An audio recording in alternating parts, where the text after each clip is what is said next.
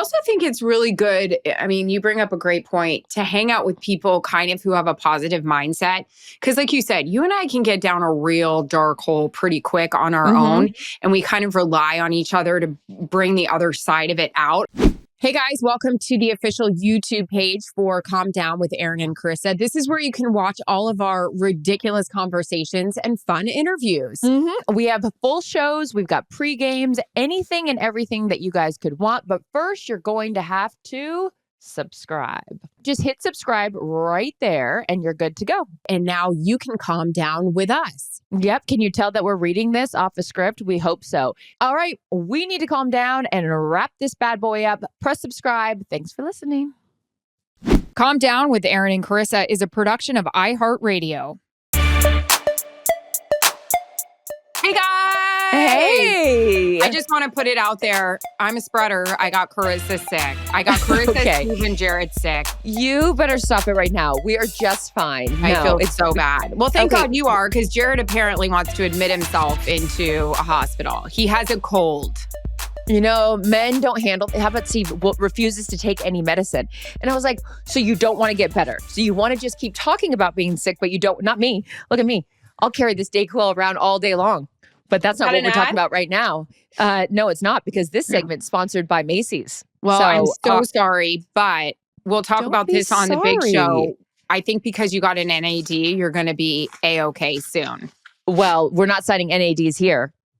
NDAs here. All bets are off. Here we go, you guys. This segment is brought to you by Macy's. Erin, question from Sarah J. Mother's Day, I struggle every year. What kind of gifts are we giving out this year? Well, Sarah J., let's start with the mother here on this podcast. Erin, Jill Andrews, go. What do you want for Mother's Day? I wish I could answer this candidly. Anywho, from Macy's, what could you get me from Macy's? My God, anything. I think we talked about it last week. I have so many pictures that I want to update. There's so many more pictures I want to put out. Frames. I think frames would be perfect. It's been a year. It's been almost 2 years with Mac. And we just have so many new photos and stuff, and some fun photos from trips I've taken with Charissa and friends. And frames are great. Yeah. Anything personal. I like that. I like that it's, you know, and we talked about it earlier too, or that like any kind of gift basket of all your favorite things. And Macy's has everything, whether it's like fun pajama sets or you can do some perfume. I like when someone, whenever you and I are around, we're like, oh, I like that smell, I like that smell. We're good about sharing perfumes with each other. A new scent is always good. So I like your new scent a lot. Thank you so much. Available at Macy's. Sarah J. So just get your mom or whoever you're buying for, a gift basket full of stuff that you know that she likes, and you can get all of that assortment at Macy's as they offer everything. Because remember, right now, Macy's has it all 25% off on Mother's Day gifts. So now is a good time. Next question, girl. I also thought of something else that I'd really like.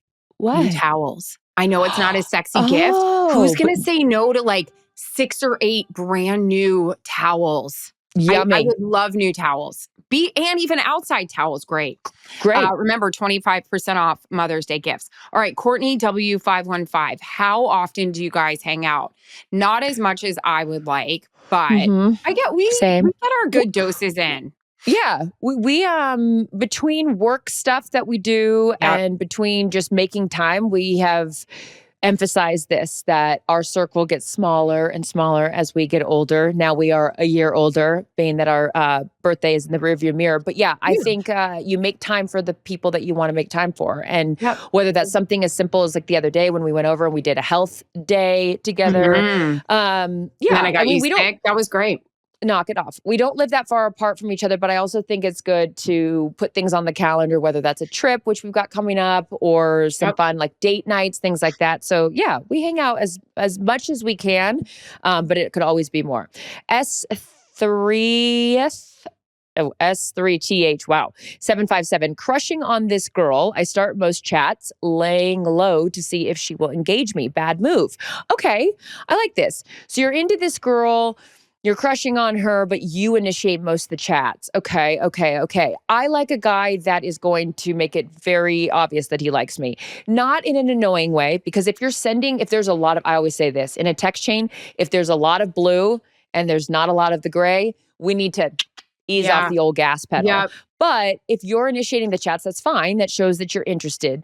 But is she just like sending you one word responses? Is she sending you like, you need to do something to keep the conversation and the activities like moving forward. Like you need to plan something, because it's one thing to just talk. It's another thing to be like, hey, what are you doing on Tuesday? Or are you around on Thursday? Do you want to go do something? Because just like the back and forth after a while, I know like the very limited time I was actually dating, I would hate it when it'd just be like, pen pal shit. I'm like, are we doing something? Are we not doing something? Like, you're the guy, you make the plan. And if I'm on board, then I'll just come in and come up with ideas. But I like when the guy initiates it. Yeah. I have a question. How long have you been starting up the chats and laying low? Because if it's been a while, it may be time to either say, hey, what are we good? Are we moving? Or maybe time for you to move on. Just a thought. All right, Anonymous. I don't get this. Anonymous. I think my BFF is the other woman for her boyfriend. I don't have proof. Should I dig in? I don't get this. What am I missing? I think my best friend is the other woman. Does she mean for her boyfriend?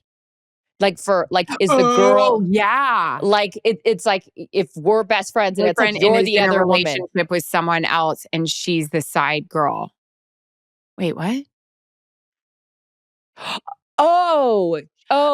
So let's now that we understand the question, let's wait. Hold on, let me open this chat. Yeah. So she's the side piece.